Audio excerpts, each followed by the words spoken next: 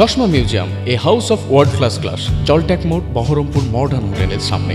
বড়ুয়া থানার কলেশ্বর কান্ধি রাজ্য সড়কের হাড়িমাটি মোড় সংলগ্ন এলাকায় এক অজ্ঞাত পরিচয় যুবতীর নিথর দেহ উদ্ধারকে ঘিরে তীব্র চাঞ্চল্য ছড়িয়েছে।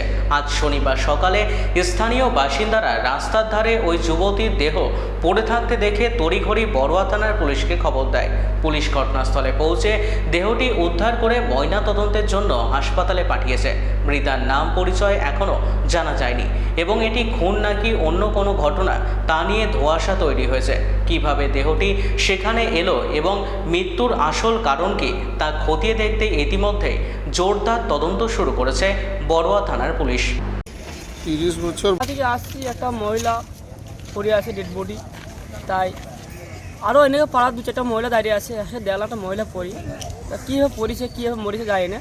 ডেড বডি পড়ে আছে, পাড়া বাস স্ট্যান্ডে সবাই জানালাম, একবার আসুন, একটা ডেড বডি পড়ে আছে, থানায় জানালাম, এটাই।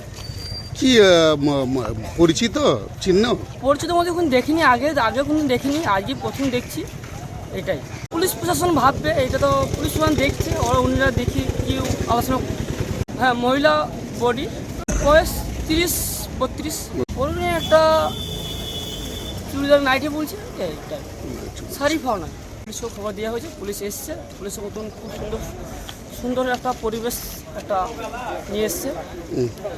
ওরা পুলিশ খুব যথেষ্ট হেল্প করেছে।